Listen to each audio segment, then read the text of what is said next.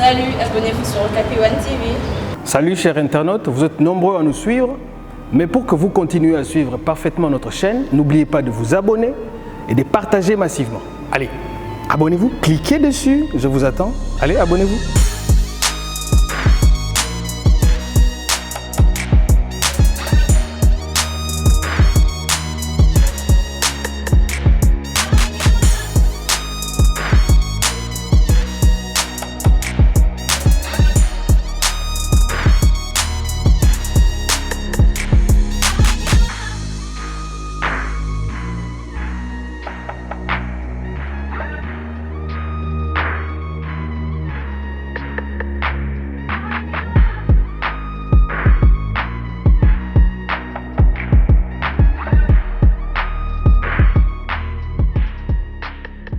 Bienvenue dans ce énième numéro de votre magazine Veritas qui passe sur notre chaîne YouTube Okapi One TV. Pour ce numéro, nous allons nous entretenir avec deux cadres du MLC. Il s'agit de Yannick Samato, Avenir Bemba, à qui j'ai dit bonjour. À ses côtés, il y a aussi Louison Eyaki, Ligue de jeunes, toujours du parti MLC. Bonjour. Bonjour, Ndeko journaliste. Ndeko Yannick Samato, Ndeko Tokutanara déjà, Tokutani les Soussou. Beta tout son solo Bemba zana kin to azali awate po azoyo kanate Bemba zana kin mais qui donc en fait on est en boka na et surtout que qui les a placé sur l'institution 20 Bemba reste dans kin et ça lui me colle bien Bemba zana kin Ndeko Luison yoza ligue des jeunes kutana ba jeune mingi kutana ba tebele ba activité bani to ba tuna ko mais ndenge ndeko Bemba za koyo kanate ebisaka bango ni. Non, au moins, bon, Tolinga qui colonge là-bas, tout moi conception on a que Bemba. Au moins, Bemba, ils ont les sous moto kakate. Mais Bemba est comme un mécanicien. Vous voyez, donc, quand on ne parle pas à Bemba comme moto, mais toujours la Bemba comme mécanicien. Nyonso ya Bemba atia ngo kati na biso na kati ya parti oyo ya za mokonzi. Donc, c'est-à-dire que premièrement, ce qui a au moni ndeko président Yannick Samato au moni Bemba sur le plan idéologique.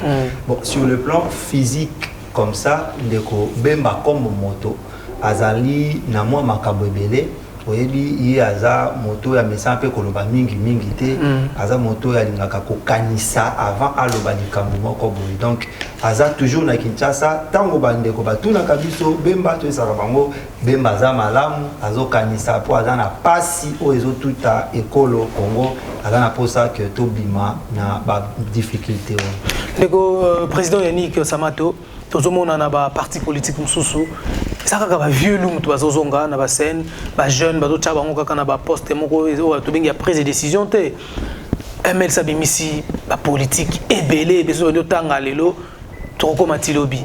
Est-ce que ton bozomona avenir ya ba jeune et assuré na parti politique binobo ndimi ko salela? Bien sûr moni MLC ezali parti moko oyo ezo formé plus ba jeune et puis parti oyo bimisi ba jeune ebele lelo soki mboka na biso fierté ezali makasi na monde politique na scène politique ba jeune ebele oyo mboka na biso etutela ba motolo oyo bazo défendre mboka na biso ba uti na maboko Jean-Pierre Bemba webi mwana mboka Jean-Pierre Bemba abandaki ko bundela mboka oyo wana zano no jeune et ayebi valeur to importance ya jeunesse.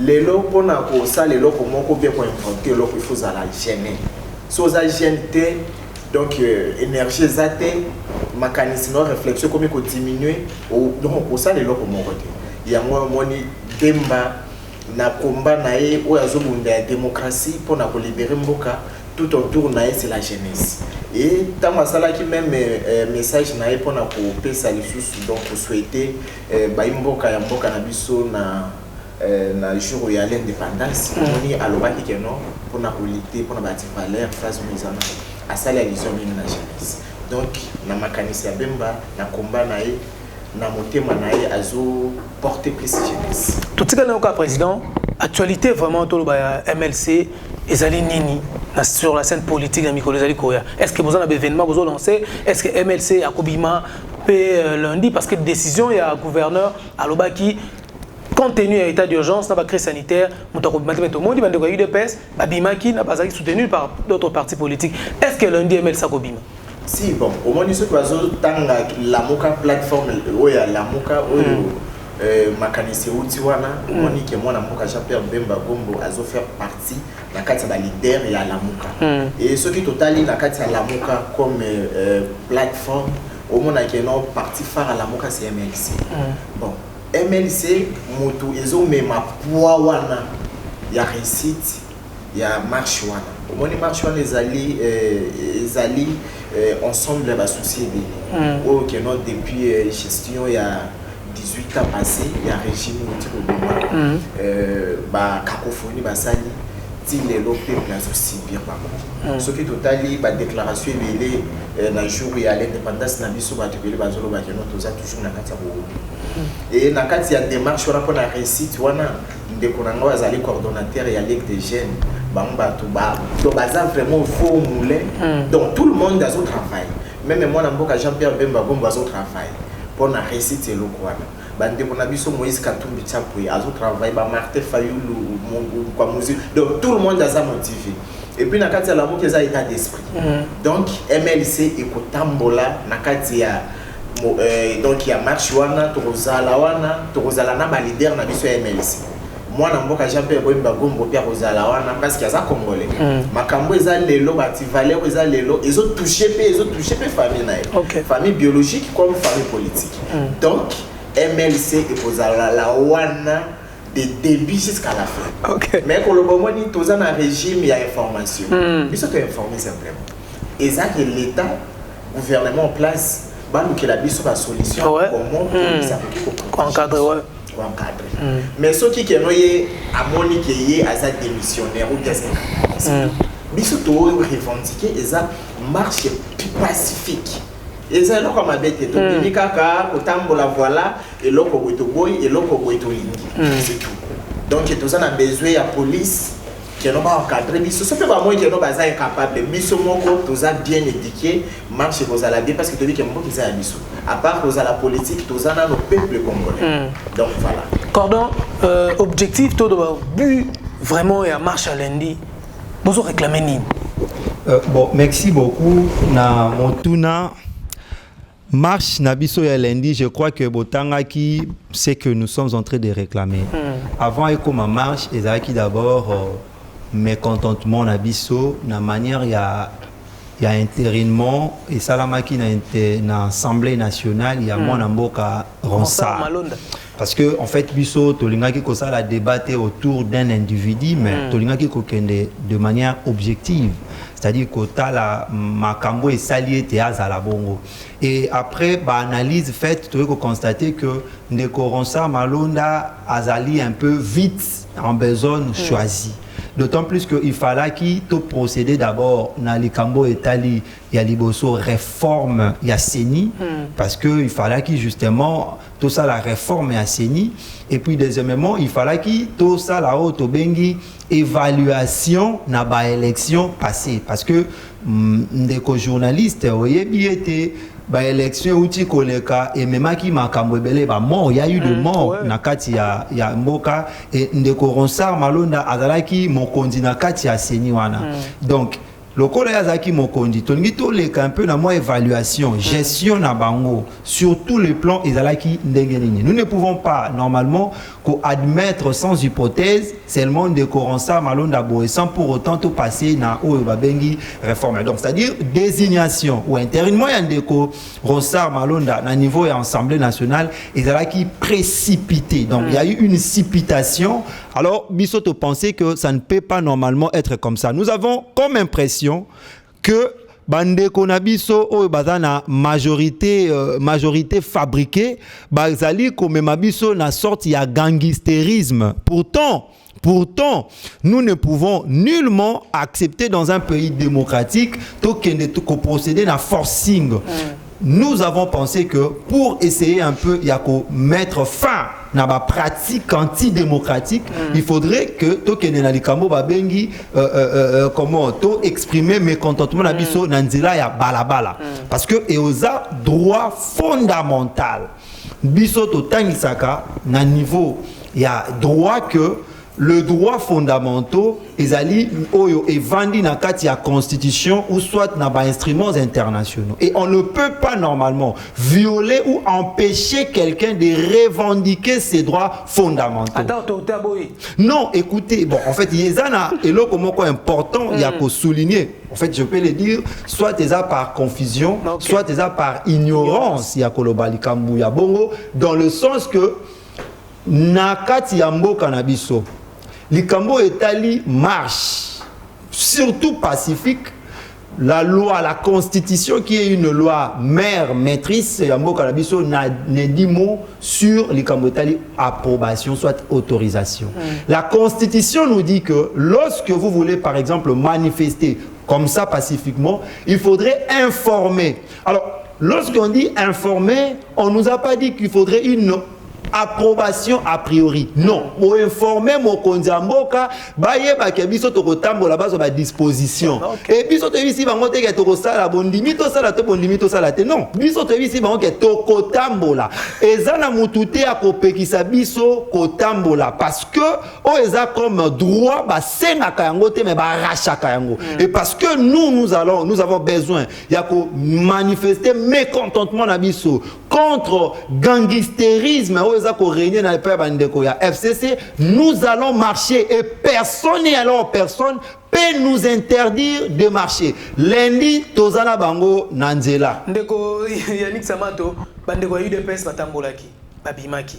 Bino pe so bima. Est-ce que on va s'arrêter ko quitter? Faut que bino PMLC ensemble to baka bandeko la mbino faut bima kaka. Message les gars quitter. Si bon message ko les gars. Ce problème est ali. Ce problème est ali, ba problème est BD. Soit tout autant la peine dans le problème est moko oyo ezo ko tungisa biso ko pe ko tungisa bango. Mais chaque coalition ou bien chaque parti politique ils ont un programme là-bas. Bango ba annoncer bango et puis ba tambo. Biso pe ba leader na biso pe va non parce qu'il y a l'église pe zali, il y a celle-ci zali. Donc ceux qui se sentir que nous a concernés na oya biso. Oui, parce que je trouve qu'il y a biso ils ont d'abord l'amour qu'ils ont état d'esprit. L'amour qu'ils ont donc couche ya bato ba se sentir lésé. Tout le monde va na kati ya lamuka. Et puis au moins on a mécontentement na jour ya lundi dans les 13 au moins on a réellement que non bato bazo kamba biso bazade donc peuple a porté par mon et tout quelqu'un na bango bongo de jour et de jour. Il y aura ma science et ba donc ça va championner bandi. Si donc bandi il faut tout libérer mon canal. On dit MLC et bandi combat pour libérer mon canal. Liboso toyaki pour cela qui face à rebelle pour au solana il faut pour solani la tonalité ayoka. Pour ma plaisir faut pas être là. Ouais. Abenga na téléphone, abenga na radio na média ayoka. Donc il faut tout la langue ni ayoka. Du coup moi na mboka Jean-Pierre Bemba Kombo na bande ko so non ayoka na telle fois et par après tango afukani pona oloba que non ça va tozonga la démocratie to adopter système wana mais tango to adopter système ya démocratie to lobi que to comme na compatibilité combat ya test biso to vandi tozo étudier que non qu'est-ce que nous pouvons faire ba idée ni projet ni poser que non lelo peuple congolais à se sentir que non mboka na biso na richesse ebele et à mon que non voilà mboko yopé et profiter pe pour naï mais les un groupe moko ya ba gangster oyo bazali na kati ya FCC bango bakomisi mboka na biso neti tokomi ko kamboka noze non bango kaka Kabila c'est comme un petit dieu or que nous en a kati ya Kabila lo baraté ndeni nibo communication dans le domaine de la communication de manière délai. Tout est communication. Tout est communicationnel. Même les silences. Les gens peuvent m'azoler ok. Est-ce qu'on s'est là donc agitation. À communiquer, silence c'est la communication. Kabila tant Kabila va se calmer. Ma bonne a fait des compétitions. Parce que ma bonne a bloqué pour ça la pas mon côté na dengue mon côté qui aussi le temps que Kabila ça d'accord. Il y a mon dit ce tobi que non to bima to que na ba mon na so. To ça na besoin que non ya boloba que non voilà to on de la bino botika non to que na ba mon kaka bon et puis to l'axe que non les peuple les gagne toujours. OK. Ndeko Luisan, Cordon marche oui mais nini bokosenga na ba autorité va gérer la police na biso pour tout le monde qui va dérapage ezoleka c'est vrai 18 ans après ezaki ba toto kufa ba nombre ezaki belé mais jusque là tous na bilan ezaka ya 3 morts mais nini bokosenga na bango parce que bino boleza marche pacifique bango bakoya wana bokomi ba gaz ekomi ko landa batu batakokuwa bambo belé mabe ko risque ça tout le monde kutu batu suba kota kitina bandako batu bakangi bato ba yi bazui ba biloko ba téléphone nini bino bozosenga bango pour automona qui a salité na marche ya UDPS et zongelate Malamu ndeko journaliste oyebi d'abord premièrement comme un patriote na zali vraiment pour le mes condoléances na ngai na ba famille oyo ba kufisi ba ndeko na bango pour na combat ya libération. Voyez ba patriote wana ba kufi parce que bazali ko exiger un droit aux alliés légitime aux alliés fondamental d'ailleurs. Tosengi vraiment nzambe abattre la mitema na bango et pas bande ko na biso ya ba policier tolingi ko na bango que baza pe ba congolais lokola biso baza pe ba congolais lokola biso alors parce que bango ba revendicateur baza na moi carton moko boye biso revendication na biso et touchage directement na bango bata la salaire na bango za combien condition de vie na bango za nemeni condition de vie na bango za ndenge nini. Alors, ceux qui sont tous à revendiquer, tous à ennemi na bangote. Entre eux, les bazana, bamsou peut-être excusez-moi là le bango parce que zali pas si na mutema, bazana ba difficulté peut-être ya ko tangi sabana, ba difficulté financière, ba difficulté belé. Donc biso tango tous tambola na nzela, tous ali ko revendiquer ba droit kaka pona ba politique mais pona boka mobimba. To senga kana bango ba accompagner biso na malamu mais ezane loko moko eza très important, c'est l'infiltration. Infiltration nde mutu ekomaka na ba dérapage et puis to yebi pe toyoki que bande ko na biso wana bazoluka baya ko infiltrer biso bande ko ya FCC. Infiltration nde mutu ezalaka ekreaka ba dérapage. Vous avez attendu parler que bande ko ya IDPS tant bazo sala marche na bango pacifique na Sendwe bandeko ya PPRD babimisi pe ya bango so ba mitou rouge et créer qui moi désordre wana vous comprenez donc c'est à dire que ba infiltration na provocation ndemu te sala ka que moi ba casse ezala biso marche na biso ya lundi so otangi communiqué ya ba présidium ya la muka balobi que marche ezali pacifique toza pour respecter ba mesures barrières parce que toza na urgence sanitaire. Toboyi bakas d'ailleurs biso la muka makamane ezaka pa na biso te toboyi bakas toboyi kofinga toboyi moyibi toboyi et puis tobaki selo moko toboyi provocation toza mibali moto akobanga moninga azate donc yoko yako provoquer ngate pona ngape na kosimbola to kotika to za na tika boy non mais pona ke ekomate de toute évidence to sengi que botika biso to tambola pacifiquement to tambola ndenge mibeko likunzie lobi na biso to tambola to boyi boya kotela biso ba makambo ya ba infiltration bote ya biso ba mitambo pour que les to dit mako maîtriser yango malamu papa Samato okolisa biso nini message que lancer na ba kondi à la police parce que marche to ebda keza ke kozala pacifique yobe moi liloba soki ndeko moi luison ba kisaki yobe ba kisata moi ndamu pour na ba kondi à la police bato bazokamba ba non baza éternel ba lelo baza na pouvoir pokanya mazalaka lelo kanya mazate lobi pe ba donc par la devra soit justice ou bien devra soit peuple ou bien devra soit régime X.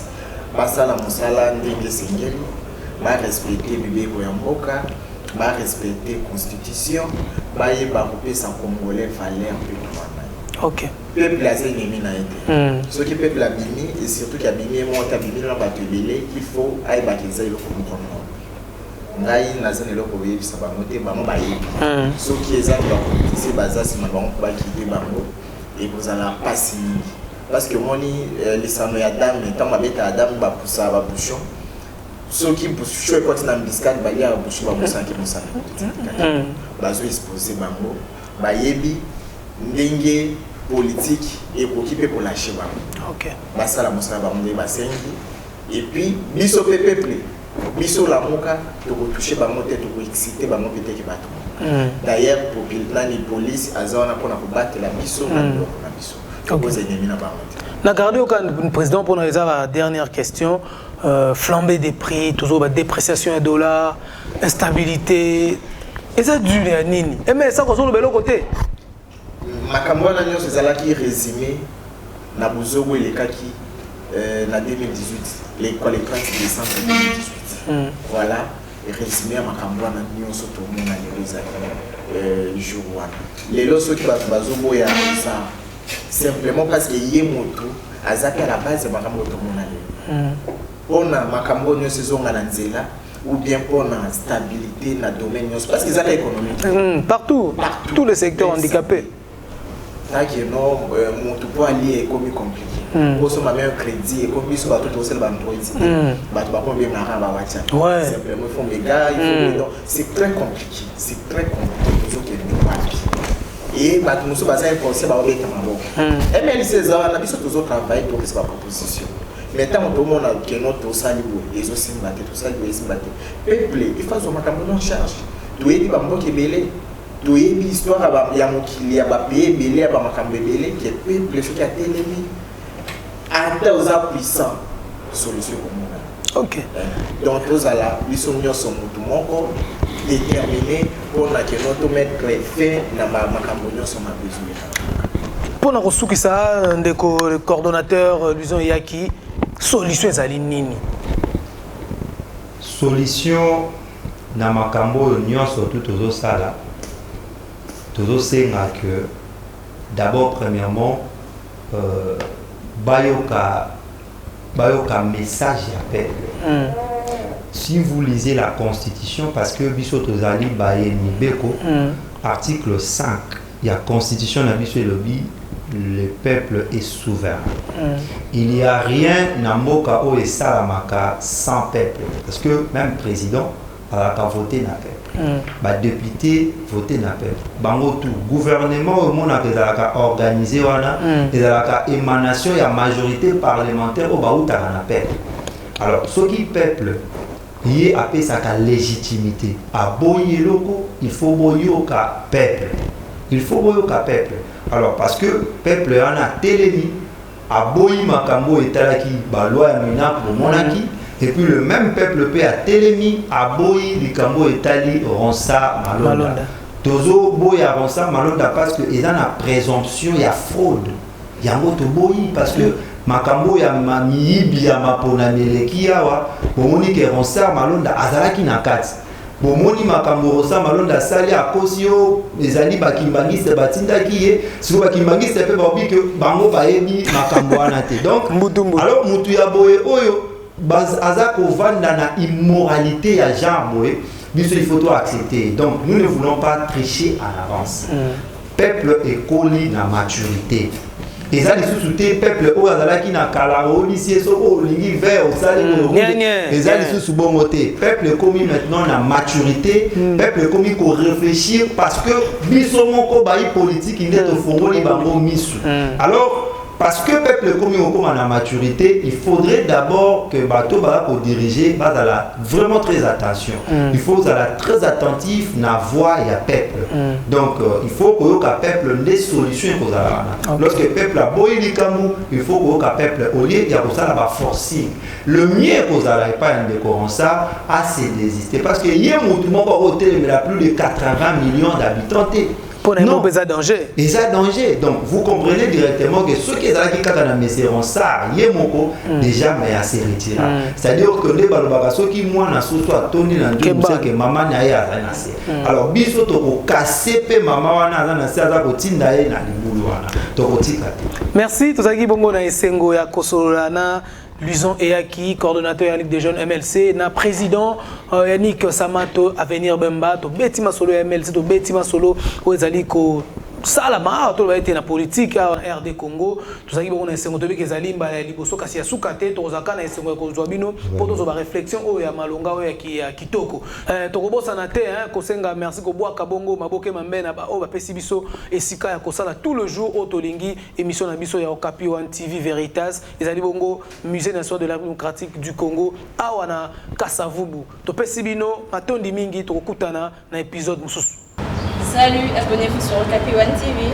Salut chers internautes, vous êtes nombreux à nous suivre, mais pour que vous continuiez à suivre parfaitement notre chaîne, n'oubliez pas de vous abonner et de partager massivement. Allez, abonnez-vous, cliquez dessus, je vous attends. Allez, abonnez-vous.